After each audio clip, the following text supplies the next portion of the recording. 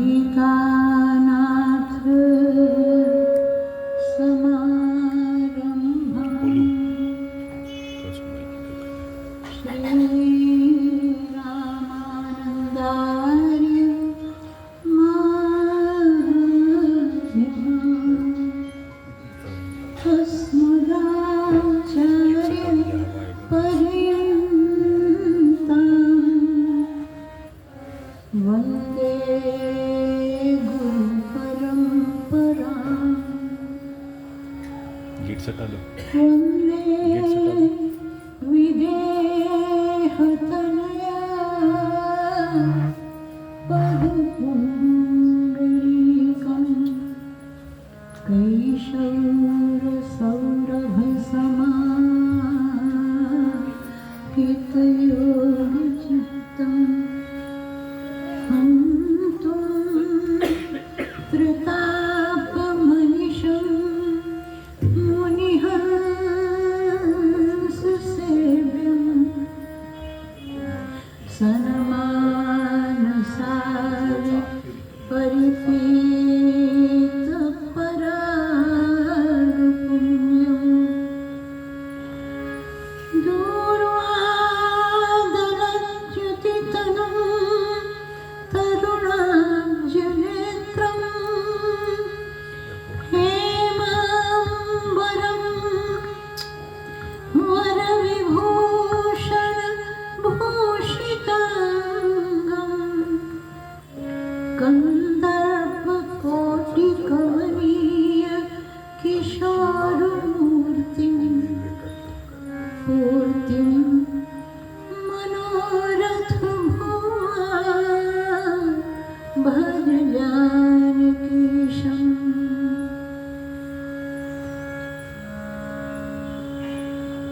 वन्दौ गुरुपदकन्य कृपा सिन्धु नररूप हरे महामोह तमपुञ्ज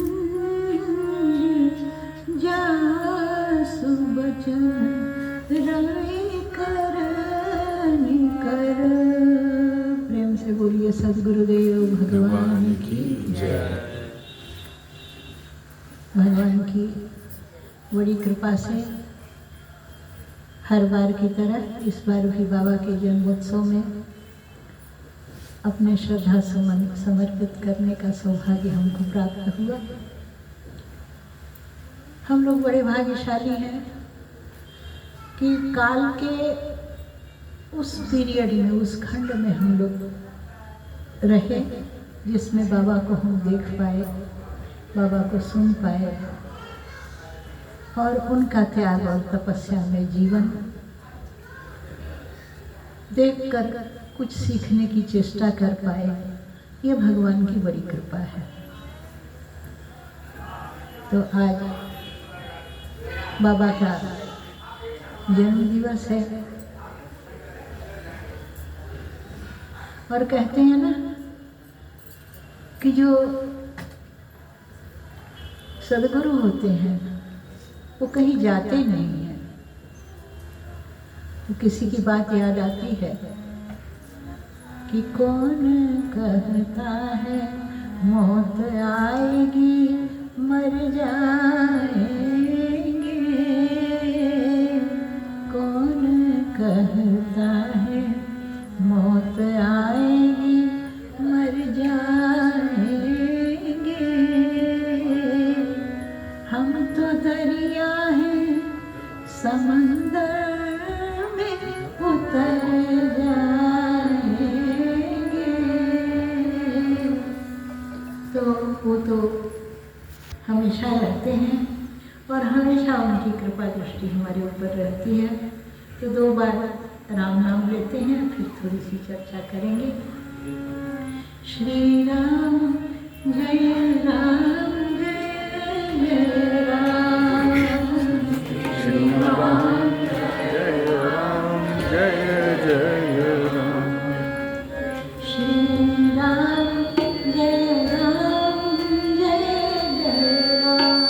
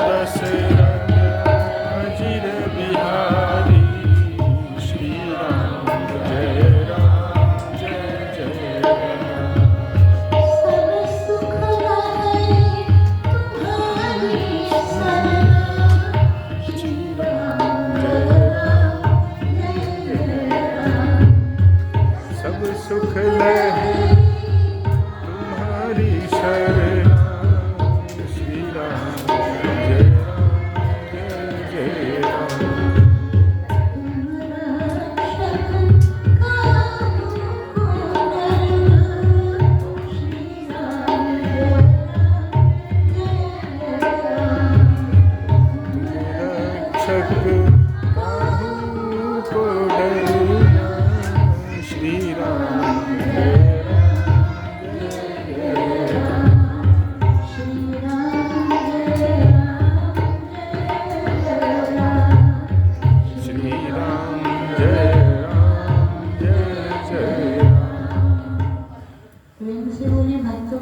भगवान की जगत जननी मैया की जय। श्री हनुमान जी महाराज की जय।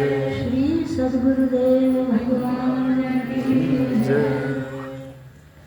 बाबा की असीम अनुकंपा से हम लोग आए बाबा की कृपा कल्प वृक्ष की छाया के नीचे बैठे हुए हैं। वार तो साथ ही होते हैं पर 8वां वार परिवार है, जब परिवार के सब लोग एक साथ मिल बैठकर भगवान की चर्चा करें, भगवान के नाम की चर्चा करें, गुरुदेव की कृपा की चर्चा करें। रामचरितमानस में हमारे बाबा तुलसीदास जी कहते हैं कि यदि गुरुदेव का अनुग्रह न मिले तो गुरु बिनु भवनिधि तरे न कोई। गुरु बिनु भवनिधि तरे न कोई। गुरु बिनु भवनिधि तरे न कोई। जो शंकर सम होई। जो बिरंची शंकर सम होई। बाबा मानस में कहते हैं कि गुरुदेव की कृपा, गुरुदेव के अनुग्रह के बिना इस संसार सागर को कोई पार नहीं कर सकता।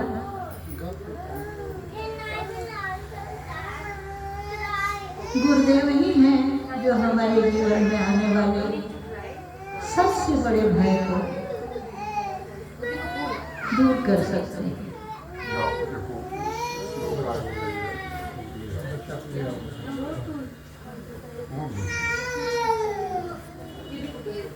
विवेक चूड़ामणि में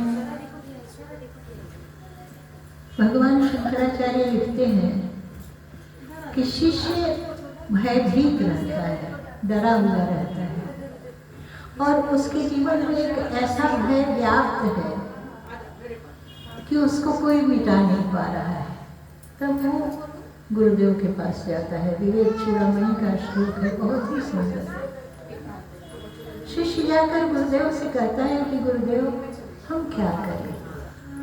कथम तरेयम भव सिंधु में तम कावा गतिर्मे कतमोस्तु पाय। शिष्य कहता है, हे गुरुदेव मुझे बहुत भय लग रहा है, हम कैसे इस भवसागर को पार करेंगे, मेरी क्या गति होगी और किस उपाय से हम इससे निकल सकेंगे। गुरुदेव हमको बहुत डर लग रहा है। तो गुरुदेव पूछते हैं कि किस बात का डर लग रहा है। शिष्य कहता है कि एक ऐसा डर है कि इस डर को कोई मिटा नहीं पाया आज तक। कथम तरेयम भव सिंधु में तम कावा गतिर्मे कतमोस्तु पाय। भीतम प्रपन्नम तव पाहि मृत्यु। हे गुरुदेव मैं मृत्यु के भय से भयभीत होकर आपकी शरण में आया हूँ। क्या इस भय से कोई हमको मुक्त कर सकता है? हमारा कोई कितना भी अपना हो, कितना भी सगा हो, कैसा भी संबंधी हो, कैसा भी प्रिय हो, कोई हमको मृत्यु के भय से मुक्त नहीं कर सकता। अगर हम कहेंगे कि हमको मृत्यु का भय लग रहा है तो कहेगा भाई डर तो हमको भी लगता है, लेकिन मरना तो सबको है। लेकिन ऐसे में गुरुदेव ही हैं जो कहते हैं कि तुम डरो मत। क्यों? मोने माँ भैष्ट विद्वास्तवनास्तिनाश। गुरुदेव कहते हैं तुम डरो नहीं, क्योंकि तुम मरोगे ही नहीं। कबीर बाबा कहते थे ना कि हम न मरे मरी है संसारा, हम का जिया मनहारा। गुरुदेव ही वह आत्म तत्व, वह ज्ञान हमको दे सकते हैं जिससे हम समझ जाएं कि भाई हम तो अजर अविनाशी के बालक हैं, और जैसे अजर अविनाशी भगवान हैं वैसे ही हम भी हैं। तो ये जो जीव के जीवन में शरणागति की प्राप्ति होती है वो बिना सद्गुरुदेव के नहीं होती। जब गुरुदेव की कृपा होती है तभी शरणागति मिलती है, और स्वार्थ और परमार्थ दोनों गुरुदेव की कृपा से ही सुलभ होते हैं। रामचरितमानस में तो इस संबंध में बहुत सारे प्रसंग आते हैं। भगवान श्री राम जब विवाह हो गया और कुंवर भवन में गए हैं, मिथिला की वो बहुत अद्भुत लीला है जहाँ श्री राम जी ने जानकी जी की 5 शर्तों को पूरा करके किशोरी जी का पाणी ग्रहण किया है। 5 शर्त है जनक लली की। जानकी जी ने कहा, हे राम जी आप हमको जीतिए, हमारी प्रजा को जीतिए, हमारे राजा को जीतिए, धनुष्य के मंडप में आए हुए राजाओं को जीतिए, और अंत में एक क्रोधी ब्राह्मण आने वाला है उसको भी जीत के दिखाइए, तब हम आपका वरण करेंगे। 5 शर्त जानकी जी की है। पहले विवाह में कन्या की ही शर्त होती थी, कन्या की ही मांग होती थी, वर की मांग नहीं होती थी। 5 मांग। दुर्गा सप्तशती में भी आता है, जिस समय शुंभ निशुंभ ने माँ भगवती के पास विवाह का प्रस्ताव भेजा है, तो भगवती ने कहा है कि हमारी 3 शर्त है, जो पूरी करेगा हम उसी से विवाह करेंगे। क्या 3 शर्त है? मुनियो जयति संग्रामे यो मे दर्पो व्यपोहति यो मे प्रतिबलो लोके समे भरता भविष्यति। माँ दुर्गा कहती हैं जो युद्ध में मुझे जीत ले, जो मेरे गर्व को चूर चूर करे और जो मेरी बराबरी का बलवान हो, ऐसा कोई होगा उसी से हम विवाह करेंगे। तो माँ भगवती दुर्गा की तो 3 शर्त थी, जानकी जी की 5 शर्त है। लक्ष्मण जी ने कहा कौन बड़ी बात है, 5 को जीतना कोई बड़ी बात थोड़े है। हमारे रघुनाथ जी एक बार धनुष पर बाण चढ़ाएंगे तो सारी दुनिया को जीत लेंगे। एक बार, माने भगवान को एक बार शब्द बहुत प्रिय है। सक्रीदेव, वाल्मीकि रामायण में आता है ना, सक्रीदेव प्रपन्नाया तवास्मीति। सक्रीदेव माने एक बार, एक ही बार राम जी धनुष पर बाण चढ़ाते हैं, दोबारा जरूरत नहीं पड़ती। एक बार किसी का हाथ पकड़ते, किसी को अपना बनाते। कि तुलसी बाह गरीब की धोखे से छुई जाए, आप निभाए जन्म भर अनरिकन से कही जाए। एक बार लक्ष्मण जी ने कहा, एक बार धनुष पर बाण चढ़ाएंगे राम जी, सारी दुनिया को जीत के दिखा देंगे। ये 5 क्या चीज़ हैं? तब किशोरी जी कहती हैं कि यही तो बात है, आपने ठीक से समझा नहीं। शर्त में पहली बात ये है कि धनुष बाण को हाथ लगाना ही नहीं। अरे आप मिथिला में हैं, आप चलते हैं तो फूल बरसते हैं रास्ते में। मिथिलानियों ने फूल बरसाए हैं, जहाँ आपके कदम कदम पर फूल बरसाए गए वहाँ आप खून बहाइएगा, ऐसे नहीं होगा। धनुष बाण को दूर कर दीजिए। मिथिला में लोग गाते हैं कि हमरा न चाहिए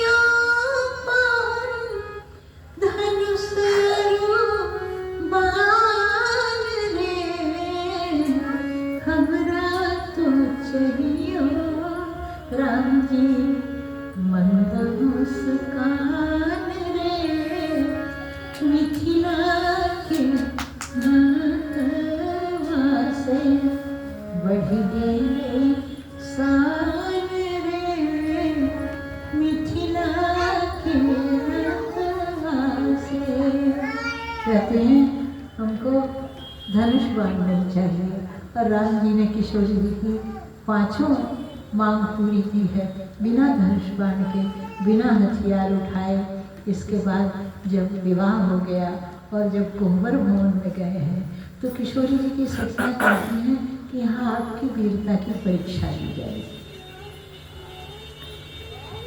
अब तक बहुत हो गया, अब आप यहाँ अपनी वीरता को प्रमाणित कीजिए कि बरियाई तुम मिथिलाई आई हो अवधेसी छेड़ा रूप छवि गुण आदि पाई हो अवधेसी छेड़ा। लखनलाल ने कहा कि वीरता का प्रमाण देना पड़ेगा। अब क्यों देना पड़ेगा? हमारे भैया ने भरी सभा में धनुष तोड़कर सारी सभा के सामने अपनी वीरता का प्रमाण दे दिया है, अब क्या जरूरत है? सखियों ने कहा कि राम जी ने धनुष तोड़ा, ये बात तो हम मानती नहीं है। धनुष क्या राम जी ने तोड़ा? नहीं, राम जी ने नहीं तोड़ा। लखनलाल ने कहा अरे भरी सभा में तोड़ा और आप कहती हैं कि राम जी ने धनुष ही नहीं तोड़ा। सखियों ने कहा कि अगर राम जी ने धनुष तोड़ा है तो कोई गवाह लेके आइए जिसने अपनी आंख से राम जी को धनुष तोड़ते देखा हो। तो किसी ने देखा क्या? कोई गवाह कहाँ से मिलेगा? क्योंकि राम जी को धनुष तोड़ते किसी ने देखा ही नहीं। जिस समय उन्होंने धनुष को उठाया है और बिजली जैसा चमका है, एक क्षण के लिए सबकी आंख बंद हो गई है, उसी बीच धनुष टूटा है। कि दम के उदाई जिमी जब उन्हीं धनम मंडल संभयो लेख चढ़ावत खींचत गाहे काहु न लखा देख सब ठाड़े। किसी ने राम जी को धनुष तोड़ते नहीं देखा। अब लखनलाल तो निरुत्तर हो गए क्योंकि कोई गवाह नहीं मिल रहा है, कहाँ से गवाह आवे। लखनलाल ने कहा अच्छा एक बात है, धनुष तोड़ते तो किसी ने नहीं देखा, लेकिन अगर राम जी ने धनुष तोड़ा ही नहीं था तो जानकी जी ने जयमाला काहे पहनाई? जयमाला पहनाते हुए तो सारी सभा ने देखा, तो कुछ वीरतापूर्ण कार्य किया था तभी तो जयमाला पहनाई गई। किशोरी जी की सखियों ने कहा कि ये बाबू, जयमाला तो हम समझती ही नहीं है, किस चीज को आप जयमाला कह रहे हैं। अब पूरब की जानकी जी, पश्चिम के राम जी, दूर देश में ब्याह करो तो भाषा की समस्या तो हो ही जाती है। यहाँ कुछ बोलते हैं किसी चीज़ को, वहाँ कुछ बोलते हैं। तो सखियों ने कहा कि जयमाला माने क्या? तो लखनलाल जी ने कहा जी वो फूलों वाली माला जिसको लेके किशोरी जी आई थी और आप सब साथ साथ में गा नहीं रही थी कि झुकी जइयो तनक रघुबीर लली मोरी छोटी, झुक जइयो तनक रघुबीर लली मोरी छोटी, चंद बदनी सुकुमारी सियाजो, चंद बदनी सुकुमारी सियाजो, तुम हो श्याम शरीर लली मोरी छोटी, झुक जइयो तनक रघुबीर। सखियों ने कहा ओहो, वो जो फूलों वाली माला थी उसी को आप जयमाला कह रहे हैं। आपकी अयोध्या में उस माला को जयमाला कहते हैं, लेकिन हमारी मिथिला में तो उसको हार कहा जाता है। और आपने सिर झुका के हमारी जनक लली के सामने हार स्वीकार किया। तो आप धनुष तोड़ने की दावेदारी कैसे कर सकते हैं? हम तो मानेंगे ही नहीं कि धनुष तोड़ा राम जी ने। लखनलाल जी बड़े परेशान हुए, तब क्या करें। एक बात सूझी, बोले अच्छा अगर राम जी कह दें कि उन्होंने धनुष तोड़ा है तब तो आप मान लीजिएगा। राम जी तो कभी झूठ बोलते नहीं। सखियों ने कहा राम जी कह दें, राम जी कह दें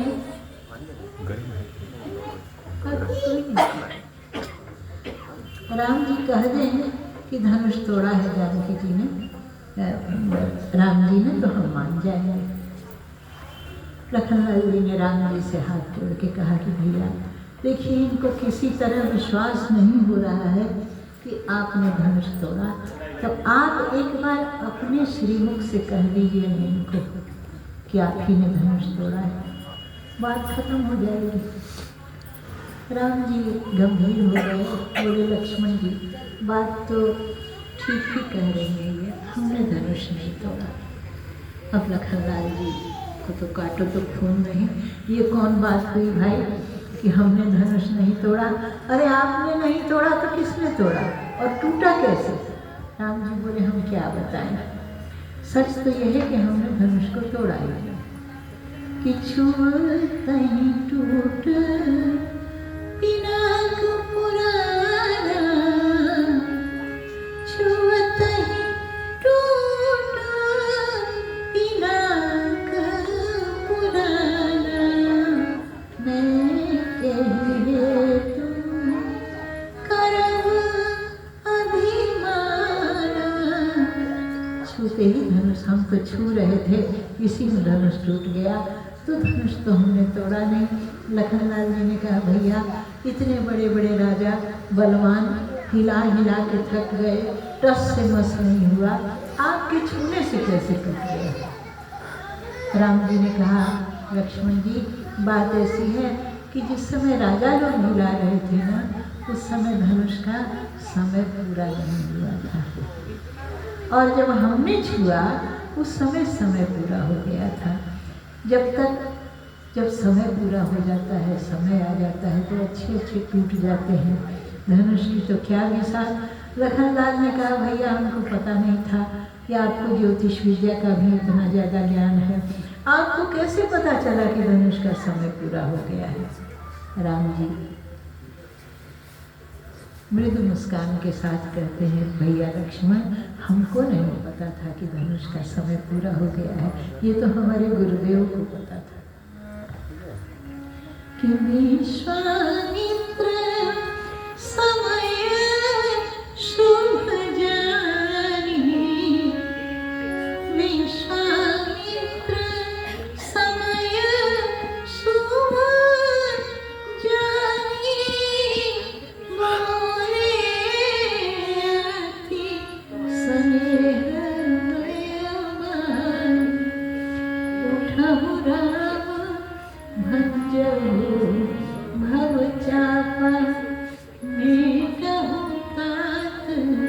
जनक परितापा। हमारे गुरुदेव को पता था कि ये धनुष के टूटने का समय आ गया है। तो ये धनुष क्या है? कबीर बाबा कहते हैं कि ये तो कबीरा मोह पिनाक है, बिन गुरु टूटे नहीं। ये हमारे जीवन का जो मोहांधकार है ना, हमारे जीवन का जो मोह है, प्रेम एक अलग चीज़ है और मोह एक अलग चीज़ है। ये मोह ही धनुष है और ये बिना गुरुदेव की कृपा के टूटने वाला नहीं है। ये मनमुखी ढंग से नहीं टूटेगा, ये तो गुरुमुखी ढंग से टूटेगा। इसीलिए गुरुदेव के चरणों की शरण हमारे जीवन में अत्यंत आवश्यक है। गुरुदेव की कृपा रहे, फिर जीव चाहे जिस दशा में रहे और चाहे जिस दिशा में जाए, उसका अकल्याण तो कभी हो ही नहीं सकता है। तो ऐसे गुरुदेव हमारे, लेकिन बात यह है कि खाली गुरुदेव की कृपा करने से नहीं होता है, चेले की भी एक भूमिका होती है, शिष्य की भी एक भूमिका होती है। रावण को जैसे गुरु मिले उससे बड़ा गुरु और किसको मिलेगा? साक्षात भगवान शंकर रावण के गुरु। लेकिन जीवन में इतना अभिमान था कि उसने उस कृपा का अनुभव होने नहीं दिया रावण को। इतना अभिमानी था कि गुरुदेव को प्रणाम करने के लिए मस्तक झुका नहीं सकता था, उसका सिर झुकता ही नहीं। और भगवान को तो प्रणाम करना अच्छा लगता है ना। तुलसीदास बाबा से एक बार किसी ने पूछा कि भगवान को सबसे अच्छा क्या लगता है? बोले भगवान को सबसे अच्छा लगता है जब जीव अपना मस्तक भगवान के सामने झुकाता है कि भगवानी है रघुनाथ जो हाथ माथो तत्काल तुलसीदास जन्म को फल पाई है। बाबा तुलसीदास जी ने कहा कि भगवान को सबसे अच्छा लगता है जब जीव, सारे दान व्यर्थ हैं जब तक जीव अपने अहंकार का दान नहीं करता। श्रीमद् भागवत में बलि राजा के दान की चर्चा आती है ना, जिस समय भगवान बामन बनकर गए हैं, 52 अंगुल का भगवान का शरीर है, और जब भगवान पहुँचे हैं और भगवान से बलि ने कहा कुछ मांगो, शुक्राचार्य का माथा ठनका। ऐसा तो देखा नहीं कोई ब्राह्मण, आज तक सुना नहीं। 52 अंगुल का शरीर है ये स्वरूप।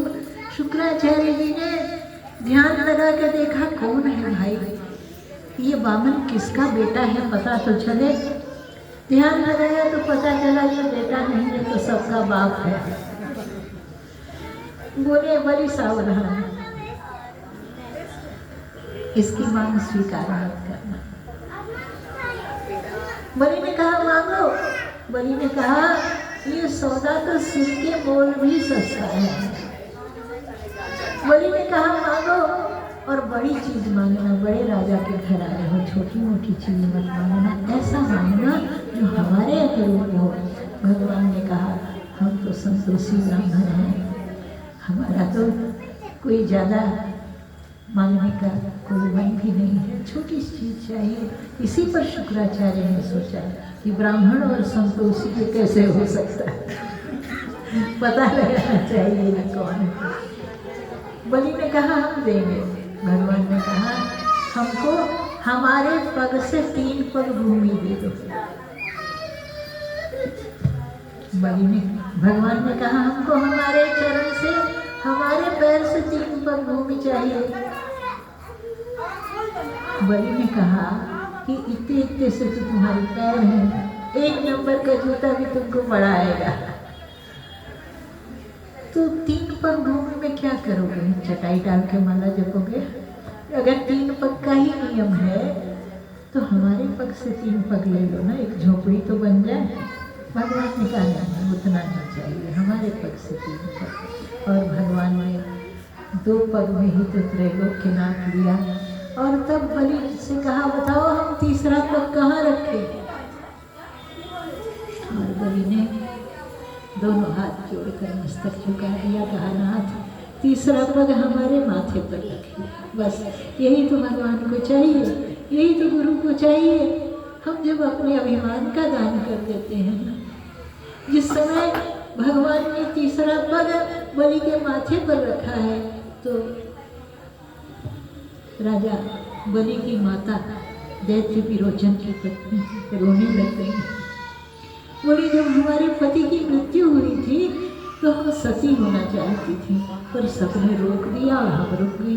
आज सोचती है कि कितना अच्छा हुआ जो हम रुक गए, क्योंकि भली भली मैं ना जली, भली भली मैं ना जली, पति विरोचन साथ, अरे यह उत्सव कब देखती कि हरि पसारे यदि मैं उस समय सती हो गई होती तो हम यह सौभाग्य कहाँ से देख पाते कि परमात्मा मेरे पुत्र के यहाँ याचक बन के आया है। तो अरे देखो ये बहुत बड़ा सौभाग्य प्राप्त हुआ। बलि के दान से भगवान संतुष्ट हो गए, बोले तूने अभिमान का दान कर दिया, हमें सब कुछ मिल गया, अब तुम हमसे कुछ मांगो। तो बलि ने कहा हम क्या मांगे, हमारे मन में तो मांगने की इच्छा ही नहीं है। भगवान ने कहा नहीं कुछ तो मांगो। तो राजा बलि कहे बामन से हम चाहे नहीं धन धान अगारे, तीनों लोक को राज चाहे नहीं, चाहे नहीं सुख सार अपारे, चाहे यही रहे धर्म रुचि और ध्यान रहे चरणों में तिहारे। भगवान ने कहा कुछ मांगो। तब राजा बलि ने कहा कि अब तो सब आपका हो गया, अब बस एक ही जगह बची है पाताल लोक में 52 दरवाजे का महल है, वहीं जाके हम रहेंगे। तो आप इसी रूप में हम जिस दरवाजे से भी निकले हमको खड़े दिखाई पड़े। किया ही स्वरूप से नाथ सदा तुम ठाड़े रहो अवतार हमारे। इसी रूप से आपका दर्शन हमको हो। भगवान ने कहा हमको दरबार बना लिया इसने तो, और क्या एक बार प्रणाम प्रणाम क्या है साहब, ये तो भैया इन्वेस्टमेंट का FD है।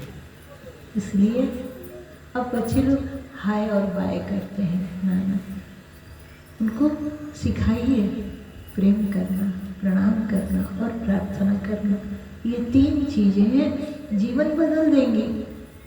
हम अपने बच्चों को जिसकी जैसी हैसियत है कुछ ना कुछ तो अपने बच्चों के लिए छोड़ जाते हैं, 5 लाख 5,000 5 करोड़ जो जैसा, लेकिन थोड़ी सी श्रद्धा, थोड़ी सी भक्ति, थोड़ा गुरु चरणों का अनुराग और विश्वास ये दीजिए बच्चों को।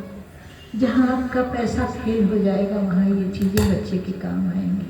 बहुत जरूरी है कि हमारी अगली पीढ़ी संस्कारित हो और इस पर ध्यान देना चाहिए। भगवान बलि के यहाँ दरबान बन के खड़े हो गए। एक प्रणाम के बदले भगवान ने चाकरी स्वीकार कर ली और लक्ष्मी जी बड़ी परेशान, भगवान कहाँ चले गए। नारद जी से पूछा, नारद तुम तो यहाँ वहाँ घूमते रहते हो, तुमको कुछ पता है क्या भगवान कहाँ है? नारद जी ने कहा हाँ पता है। कब आएंगे? बोले कभी नहीं आएंगे। क्यों नहीं आएंगे? बोले भगवान नौकरी कर रहे हैं।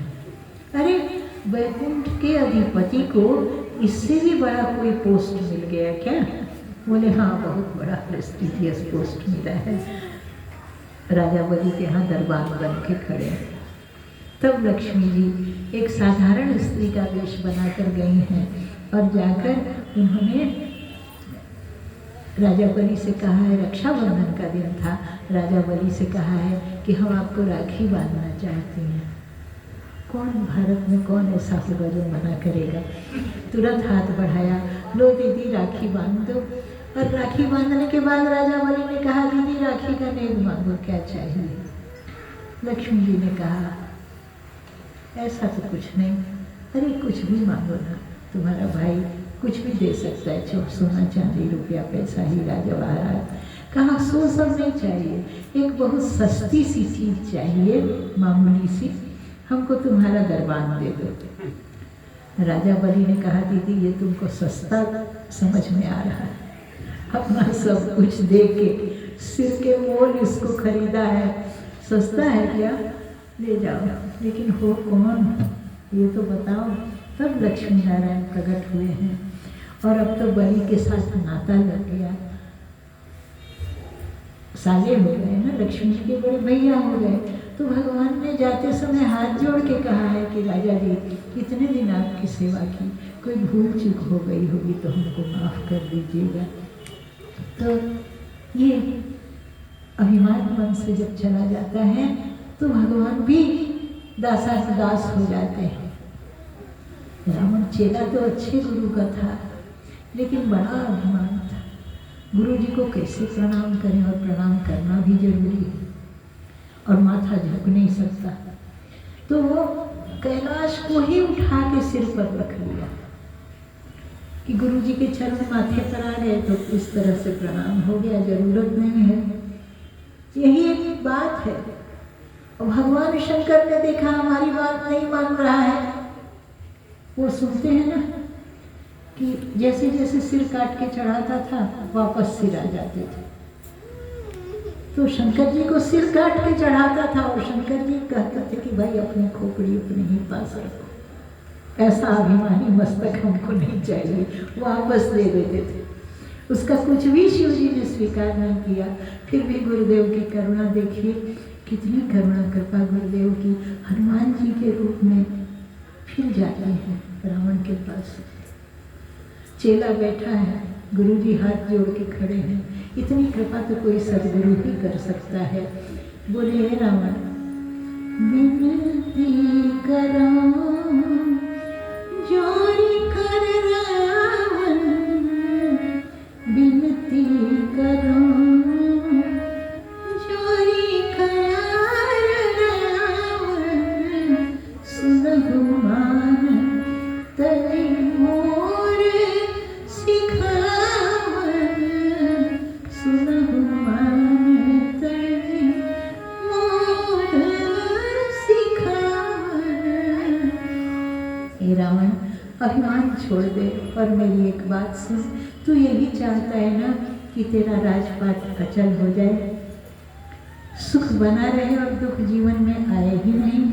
हाँ, तो क्या करना होगा? बोले राम चरण पंकज धरे हो, राम चरण पंकज और धरे हो, लंका चल राज तुम करे हो। तो राम जी के चरणों को हृदय में बसा लो, तुम्हारे जीवन में दुख आएगा नहीं और सुख जाएगा नहीं, राजपाट अचल हो जाएगा। केवल भगवान के चरणों को हृदय में बसा लेने से।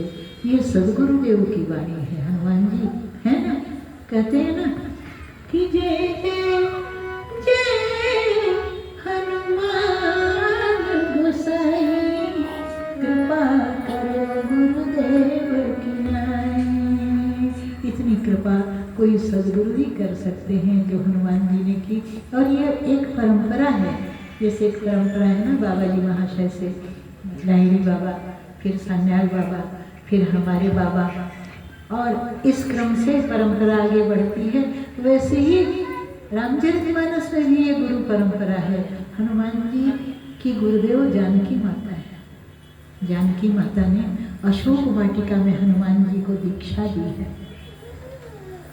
और हमारी आदि रामानंदाचार्य जानकी माई हैं और द्वितीय रामानंदाचार्य हनुमान जी महाराज हैं। हनुमान जी को दीक्षा दी है माँ ने और एक नाम दिया है। जैसे वैष्णव परंपरा में जब गद्दी दी जाती है तो नाम बदल दिया जाता है चेले का। उसमें कुछ दास चरण शरण, कुछ लगता है सीताराम शरण या गुरुचरण, ऐसा करके कुछ न कुछ नाम होता है। तो माता जी ने हनुमान जी को नाम दिया कि कपि के वचन सप्रेम सुनि, उपजा मन विश्वास, जाना मन क्रम वचन कृपा सिंधु करदास। कृपा सिंधु दास माँ ने हनुमान जी का नामकरण किया कि हनुमान जी आप कृपा सिंधुदास आपका नाम। और माँ ने हनुमान जी को मंत्र दिया है। जब हनुमान जी ने कहा है माँ बहुत भूख लगी है, कैसे सुंदर फल लगे हैं, माँ कहती है ये संसार विटप के फल हैं, देखने में सुंदर लगते हैं पर बहुत कड़वे कसेले हैं, इसका परिणाम अच्छा नहीं होगा। तब हनुमान जी कहते हैं तब क्या हो, बेटा भूखा जाए माँ के पास। माँ ने कहा अभी तक भूख नहीं लगी, अचानक भूख कैसे लग गई। हनुमान जी कहते हैं माँ हमारा स्वभाव है, जब हमारा जन्म होता है ना तो हमको बहुत जोर की भूख लगती है। अब विश्वास नहीं हो तो सूरज बाबा से पूछ लीजिए, वो अच्छी तरह बता देंगे। विनय पत्रिका में बाबा तुलसीदास जी कहते हैं जाको बाल विनोद समझिए डरत दिवाकर भोर को। सूरज बाबा आज भी हनुमान जी के डर से उठते हैं तो पीले पीले उठते हैं कि हनुमान जी देखना है। तो कहा सूरज बाबा से पूछ लीजिए, जन्म होने के बाद भूख लगती है, आज आपने हमको बेटा बनाया है, आपकी गोदी के हम बालक बने हैं तो भूख तो लगेगी ही। और आप कह रहे हैं कि ये संसार विटप के जो फल है बहुत जहरीले हैं, तो बच्चा भूखा रहे। माँ ने कहा नहीं, एक मंत्र देते हैं, इसको हृदय में धारण कर लो। ये गुरुदेव जानकी माता हनुमान जी को दीक्षा के साथ मंत्र दे रही है कि देखी बुद्धि बल निपुण कपि कहु जानकी जान, रघुपति चरण हृदय धरी तात मधुर फल खाओ। भगवान के चरणों को हृदय में धारण कर लो, इसके बाद जीवन में आने वाली कड़वाहट भी मीठी बन जाएगी। विष अमृत बन गया ना मीरा दीदी के लिए। अरे अमृत कहता है कि हम जिला सकते हैं और विष कहता है कि हम मार सकते हैं, पर राम जी की कृपा कहती है कि दोनों की ऐसी की तैसी, न तुम मार सकते हो न तुम जिला सकते हो, ये राम जी चाहेंगे वही होगा। मीरा दीदी ने जब विष पिया,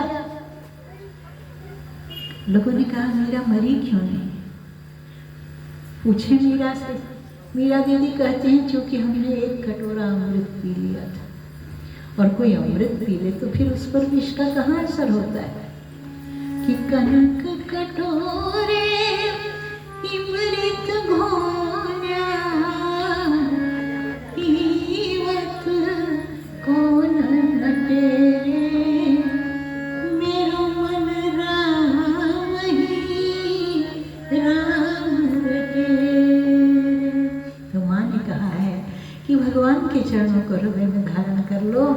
और ये बात जो गुरु मंत्र माँ ने हनुमान जी को दिया, वही गुरु मंत्र सदगुरु हनुमान जी रावण को दे रहे हैं, अपने गुरु से प्राप्त मंत्र। कि राम चरण पंकज उर धरे हूँ, राम चरण पंकज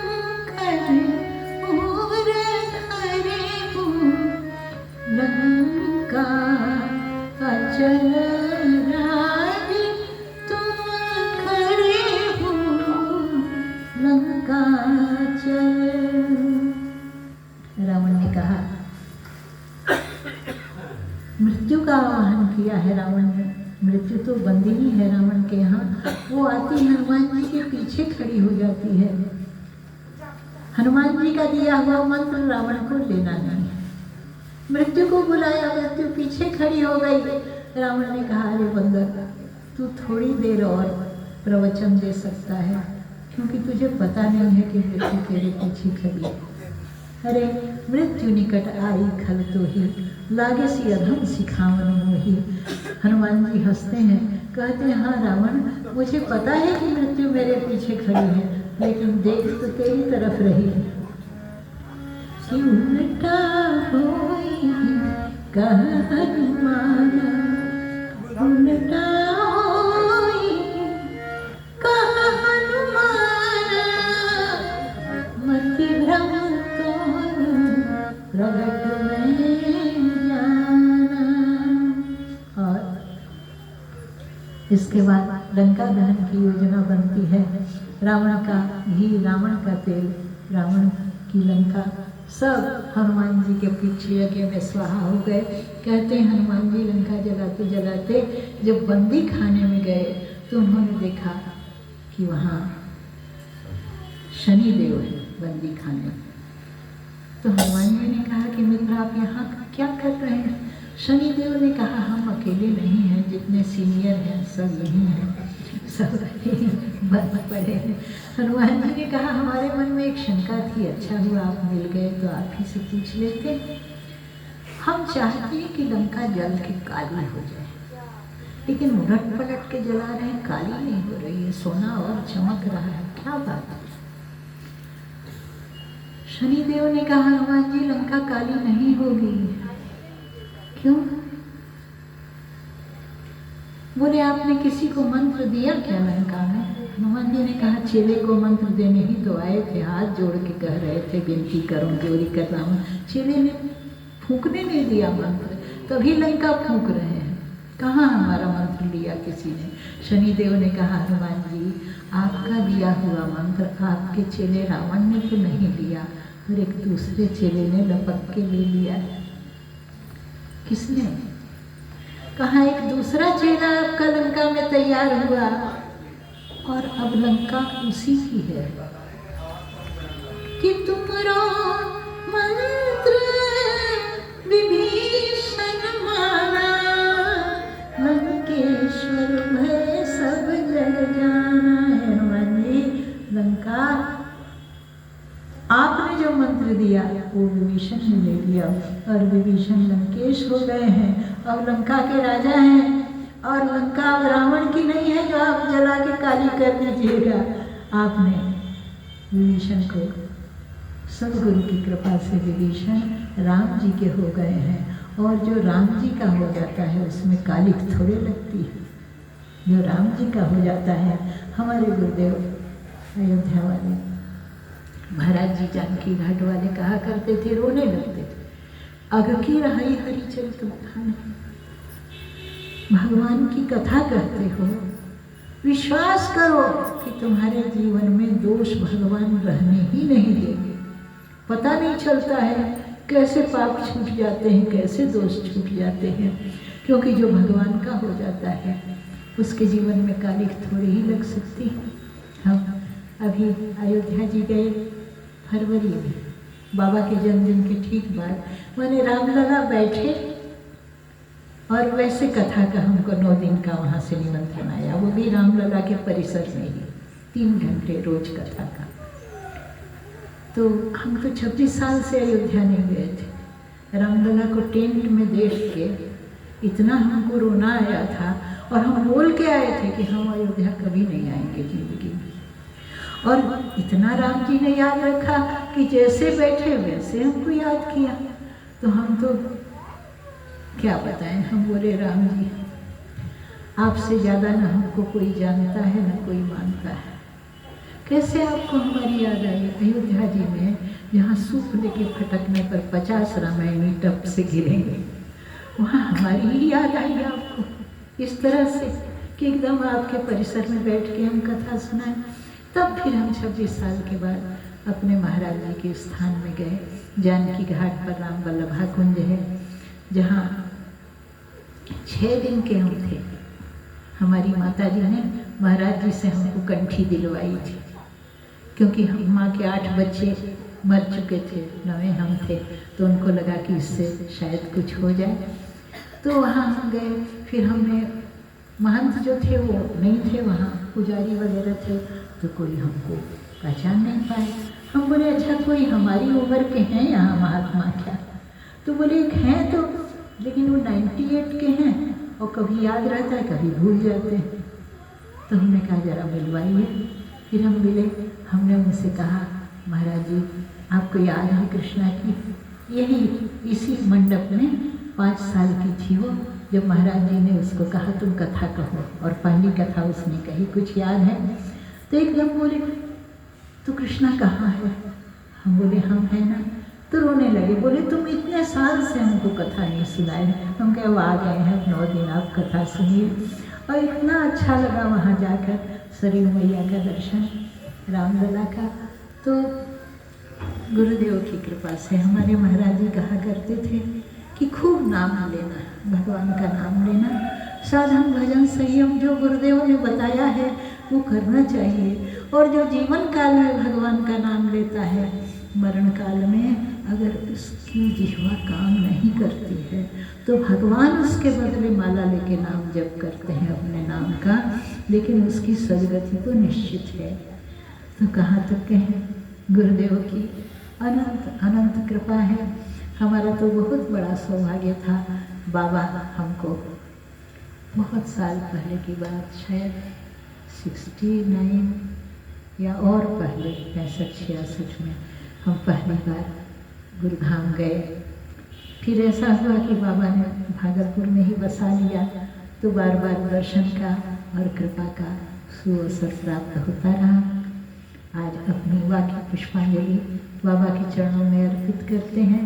हमारे गुरु गोविंद भाई और भाभी जी, बड़ी भाभी जी, बच्चे सब इतने अच्छे बच्चे, कितना सुंदर कन्हैया बाबू भजन गाते हैं, और सब मदन जी, श्याम जी, सब जब भी मिलते हैं इतनी विनम्रता, इतना अच्छा संस्कार।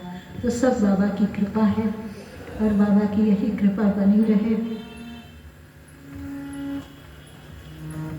हे मेरे गुरुदेव करुणा सिंधु करुणा कीजिए, हे मेरे गुरुदेव करुणा सिंधु करुणा कीजिए। अधम आधीन अशरण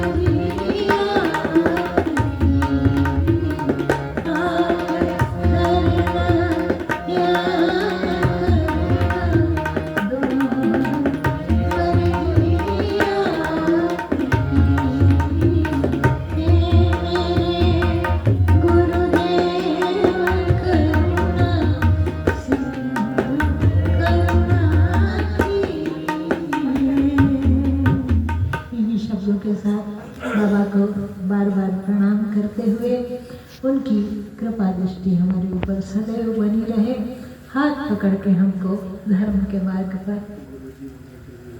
ओह अच्छा, वो भाभी कह रही है कबीर बाबा का एक बड़ा अच्छा पद है गुरुदेव के लिए कि गुरुदेव जो दे सकते हैं कोई दे ही नहीं सकता। वो काटने से कटती नहीं है, जलाने से जलती नहीं, ऐसी चीज गुरु जी देते। वो पद सुना देते हैं। काटे कटत नहीं, जारे जरत नहीं, ऐसी चीज है दुनिया में कोई जो काटने से कटे नहीं और जलाने से जले नहीं। काटे कटत नहीं, जारे जरत नहीं, हरदम रहत हरि। पाँचों नाग पचीसों नागिन, सूखत तुरत मरी। गुरु जी मोरे दीनी अमृत नाम जड़ी। गुरु जी मोरे दीनी अमृत नाम जड़ी।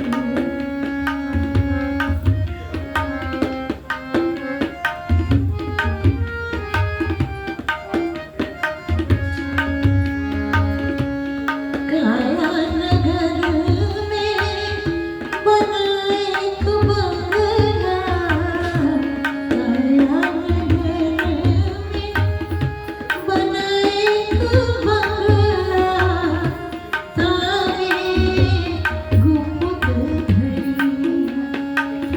हाँ, तारे गुप्त धरी। कहत कबीर सुनो भाई साधो, कहत कबीर सुनो भाई साधो, नए परिवार तरी। गुरु जी मोरे दीनी अमृत नाम जड़ी। गुरु जी मोरे दीनी अमृत नाम जड़ी। गुरु जी मोरे दीनी अमृत नाम जड़ी। श्री राम जय राम जय जय राम। श्री राम जय राम जय जय राम।